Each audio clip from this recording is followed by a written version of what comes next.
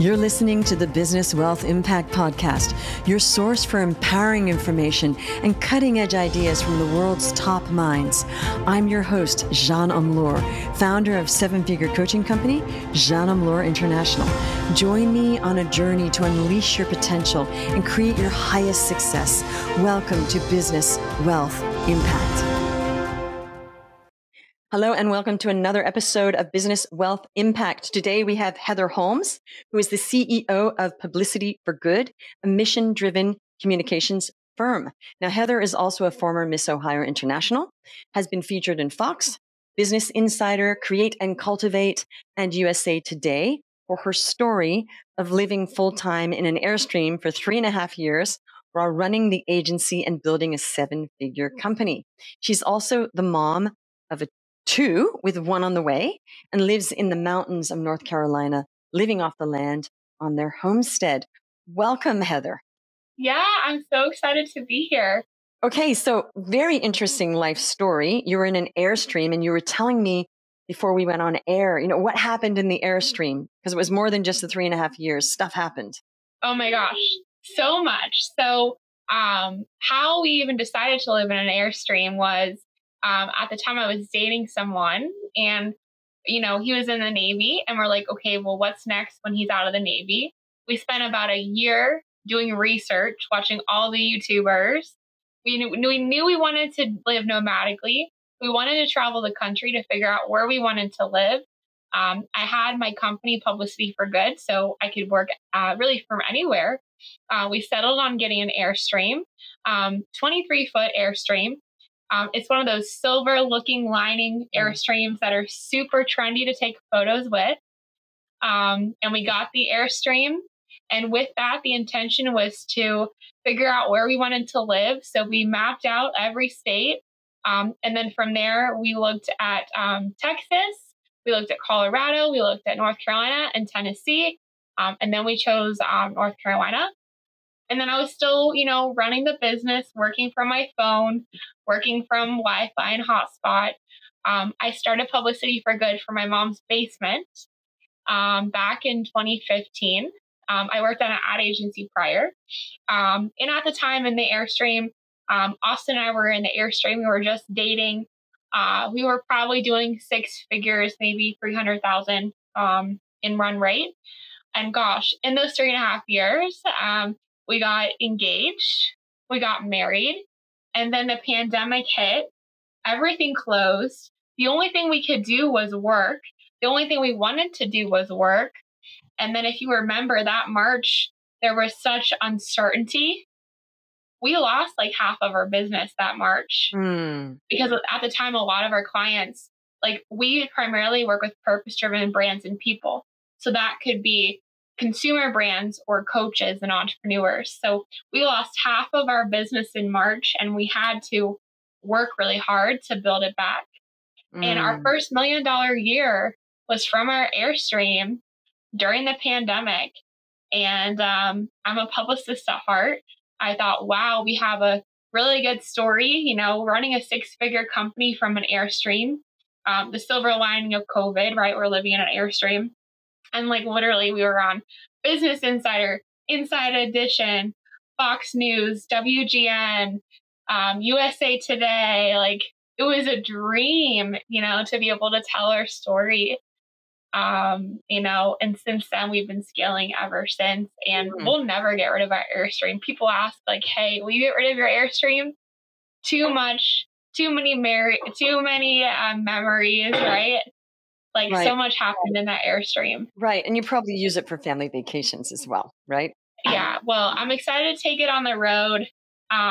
We named our Airstream Treya.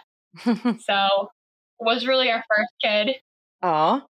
And you had the kid in the Airstream. Well, probably not. You had the kid while you were living. Not in the Airstream, but Rose lived in the Airstream for her first few months. Oh, so how lovely. That was so sweet and fun. Oh. Okay. So you dropped a little hint there that you were working in advertising before you started this company? Yeah, so I worked at an advertising agency doing public relations.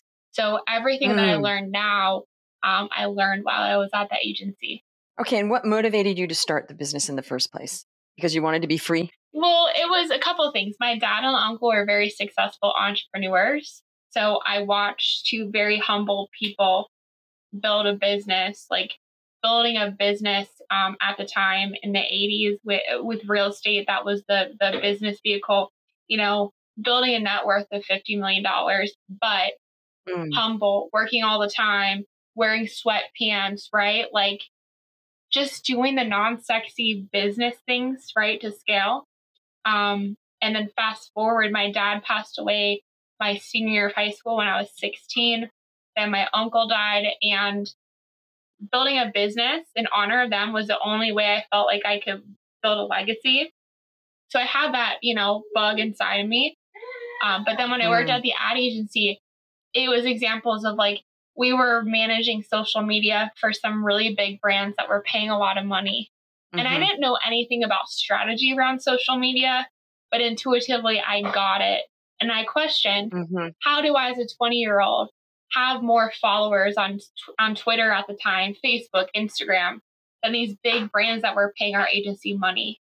So that was what mhm, I first, started thinking. And it was a mixture of just toxic environment, 20-hour days. I loved what I mm, did. I loved mhm, the work, but I didn't understand how would I be able to be like Heather. Like there was no room to be anything else outside of working. And I knew one day I wanted to be a mm, mom. mm, And June 15, 2015, I quit. Actually, I was given an ultimatum from the agency, and I was the highest producing publicist. I brought in the most amount of sales.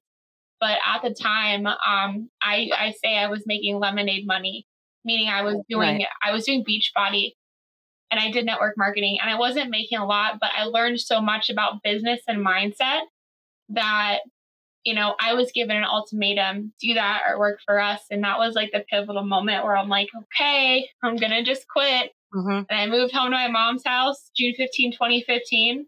I got a job at like a gym, minimum wage. I ended mhm, up getting that gym, Lifetime Fitness, as a client, which is a really big, amazing gym, doing regional PR for them. And then I worked at the gym and slowly built the PR agency over time to where it is today. We're now a full time team of 30, but I moved to my mom's house.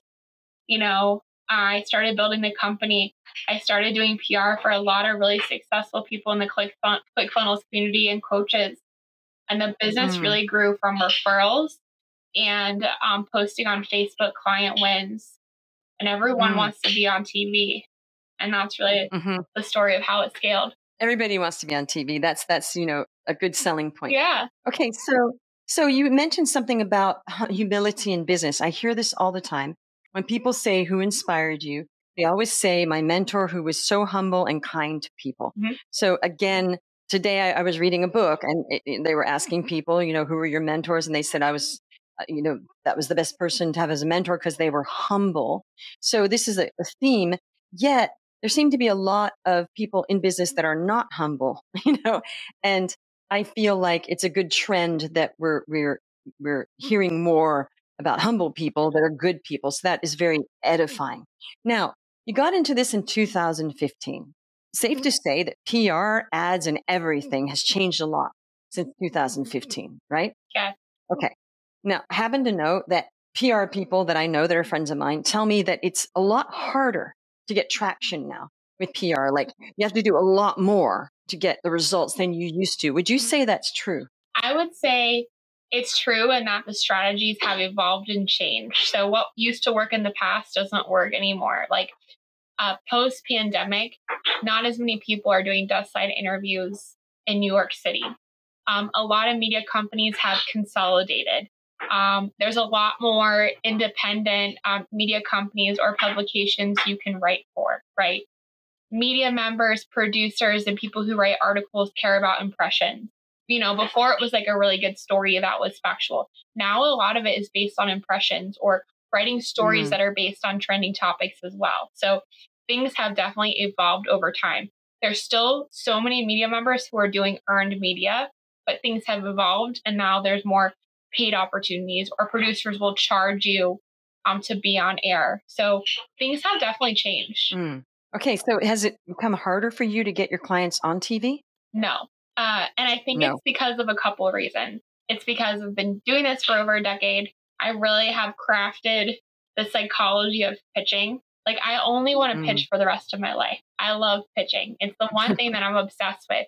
I mean, I go as far as testing the subject line before I send a pitch, Mm. right? So it's like that micro focused. And it's also very relationship driven, meaning that when I used to work at the agency, I couldn't leave until I had 35 media interviews or media interest opportunities booked. So when you have that quota week after week, you figure it out. You utilize relationships. You get really good at the psychology of pitching. So because I had that strict standard, it's made me be very efficient and just understand how to write a pitch that converts. Okay. I love that you're passionate about pitching. See, Yeah. when somebody says they're passionate and I only want to pitch for the rest of my life, I'm guessing you must be pretty darn good at it because it's not like I just have to do that for my job. You love it. Now, Yeah. that's great because that's what people look for is somebody that just loves what they do so much, they're going to do a great job. So, would you say that your contacts are now making it easier for you? Because I'm guessing you've built up contact lists with all the media outlets. Yeah. Do they keep coming back? There's people that I've been working with for over a decade. So a lot of it is relationship driven, or they know they can count on you to get back to them in timely manner or give them vetted, qualified, amazing guests that are going to provide talent. So it's the pitch you write, it's having the Rolodex of media contacts, and then it's also the mindset. And that I know when I Mm, send a pitch, I'm going to get a yes. Like, I'm so certain. mm, So it's the mindset, it's the relationship Rolodex, mhm, and then it's like literally the copy and the psychology of the pitch. mm. Okay, so share with me a really good.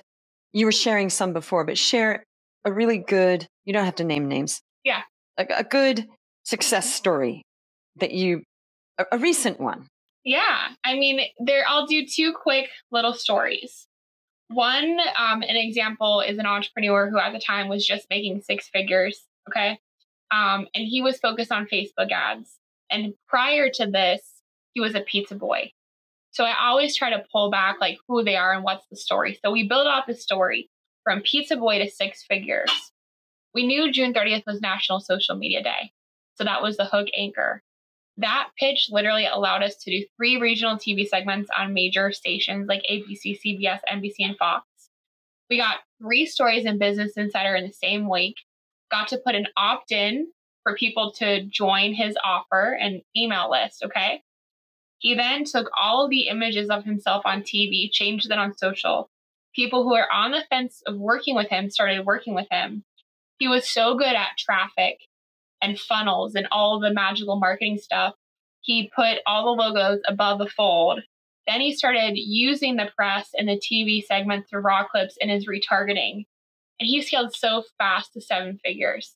He's way Mm, beyond that now. But for people who understand marketing and paid traffic and mhm, having conversations in the DMs and digital marketing, PR is gasoline on what you do.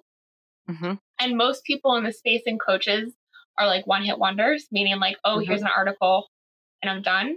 Where I'm really passionate about the consistency month over month, right? Like, oh, it's mm, National Social Media Day. Oh, it's Small Business Week, right? Oh, you know what? There's this piece of your story that's not connected to the business, but it's still you. mm, You know, and when I think about over time, like I've been in the media 700 times, like, you know, Miss Ohio, why to add a for purpose component to your business, living full time in an Airstream, right? Running a mm, 7-figure company. And I go to events and trade shows, and that's like a connection point. And that's why mhm, people do business with me because they know my heart and story. So not only mm, will publicity help you drive traffic to your offers and website, but you'll reach new audiences. And for people who are stellar at running Facebook ads and traffic, it should mhm. lower the cost of acquiring a customer. So if you Right. know how to run ads or do digital marketing or have someone doing it for you, Mhm. PR is gasoline on the fire because it absolutely Right. can lower the cost of acquiring a customer. Right. Now I know who you're talking about, and I won't Yeah, mention names. I we're know good. exactly who you're talking about. Pizza boy was the hint. Yeah. Okay. So what about people that don't run ads? Because I found that people that know how to run, I found that a lot of ex-digital marketers take their experience with the digital marketing as far as like Facebook ads. Okay. And then it's not that they're better coaches than anybody else because they know about how to run ads to their own offer, and they stop being digital marketers to become coaches to run ads to their offer. What about coaches that aren't digital marketers? Have you had any success stories with people that aren't digital marketers and don't know how to run Oh, ads? yeah. So Regina Bonds is just a confidence coach, and she helps entrepreneurs gain confidence. Mm-hmm. And from us, her business grew 40%. She increased her prices. She was on the Today Show and marthastewart.com. Mm-hmm. And now media reaches out to her. Like, her business grew dramatically. People view her differently. She has more confidence in herself and validation, right? You go to her Instagram account, it has where she's been featured on. So that's Mm. literally someone who just has a small online Instagram account, is not every day consistent about posting. But all the publicity helped her grow her business, build her community, and really step into being someone to be trusted. Mm. So, It was 40. So was it 40% over a year, or how long did it take? I think it was about 6 to 7 months. Okay. That's very decent return. Yeah. And she got Yeah. clients as well, like when she was on TV. But then Mm-hmm. also, too, she would post her media on social and get like dozens and dozens. I think I've seen up to 100 people engage or comment with her being on TV. So it's helped her nurture leads too. And also, you've created a very low cost way of working with you. You were telling me about before, and we'll put the links to all that at the end. And then you have a higher end. So, who would you say is the most important person in your life that is helped you become successful? Yeah. So I would say it would be my dad and uncle, who were entrepreneurs, and I saw what it took. I saw how humble they were, and I saw the opportunity that it gave me, right? Like, I didn't have any college debt. Like, it just provided me opportunity. And then I'd also say my husband, and that he's running the business with me. He holds me accountable. He calls me out on my shit. Yeah. So, like, he's like my accountability person too.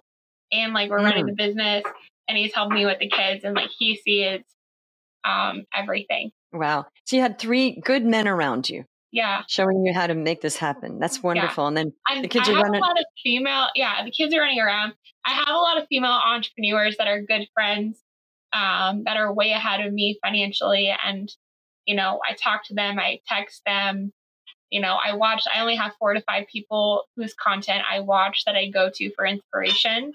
Mm. So yeah, That's important not to get too overwhelmed by too many voices. So it's good you have your yeah, five and you keep checking in. Okay, so what's the next step for your company? yeah. So we're a full-time team of 30. We're definitely in scaling mode. Publicity for good, continuing to grow our team, continue to provide the best service to our clients, make them be industry leaders. But because I've been doing PR for over a decade, I met so many people and even coaches who are six-figure coaches and don't have thousands of dollars to invest in PR. They just don't, Mm, right? And we wanted to make PR more accessible to brands because we saw the direct benefit, not only to grow their business, but imagine instead of having to record content, if you go on TV, you can get all this content from your one interview, right? mm, So we created Signal Raptor, as a PR service with a software to make it more accessible, to amazing coaches that dream of being in the media and dream of being on stages and dream of, being interviewed by other people, because sometimes it's so frustrating to grow your Instagram account. And you could go on one local TV segment, reach millions of people. Your family finally understands what you're doing. And then mhm. you can utilize all of your publicity to support you with your launches and everything too. So Right. So, I'm excited to make PR more accessible, to brands and the value that people are getting, right? We're pitching mainstream media, we're pitching, their dream media, and people are getting on, TV, national TV, magazines, podcasts, like all the media. mm. So your goal is to let people that can't afford 35K a year on PR, which is common number for PR for a year is about 35 to 50K, right? So Yep. your goal is to just let more people have access so that they can thrive and get their word out there and get clients. Yeah. Yeah. Awesome. Okay. So what's something that parting, what's something that you would want to share with the listeners about like mindset? Because you were talking a little bit about mindset. What's your biggest mindset hack or belief? Yeah. I think a lot of times it's looking back at wins to regain that confidence, or looking back at client testimonials to regain that confidence. So those are the practices that I do to definitely regain my confidence or get that pep in my step if I lost it that day. Okay, so you go back and say, okay, this worked, and this is a great client, and that feeds you. Yeah. Oh, so interesting. And what about just on a daily basis? Do you do some sort of morning mindset ritual or anything like that? Oh my gosh, I want to so bad. And I've gone through periods where I have. In this season, I'm super focused on execution, just getting the work done that I need to. I'm focused more on listening to topics around marketing and sales and PR. But I'm not doing a morning mindset or any, and I know I can, but honestly, I'm just focused on execution, and it's working right now. And especially with having babies and everything. Because you're expecting another one, aren't you? Yeah. Yeah. When's that one due? Like July. Like, oh, that's soon. I could see why you don't have time for, extra stuff. I'm always curious to know what people's mindset rhythms and whether they do a ritual or what they do, because I'm fascinated with mindset. Well, Heather, this has been amazing. Thank you so much for turning up here today. We will have all of your links in the show notes, but maybe you just want to speak out like your website URL so people who aren't looking at the notes can hear it. Yeah. So you can go to signalraptor.com. You can go to publicityforgood.com. And then you can find me on Instagram as well, which will be in the show notes. Great. Okay. Well, thank you for turning up. And please, people, if you're enjoying the shows, make sure that you subscribe, make sure you write a review, and share the goodness of Business Wealth Impact. And we will see you on the next one. You're listening to the Business Wealth Impact Podcast, your source for empowering information and cutting-edge ideas from the world's top minds. I'm your host, Jeanne Amlour, founder of seven-figure coaching company, Jeanne Amlour International. Join me on a journey to unleash your potential and create your highest success. Welcome to Business Wealth Impact.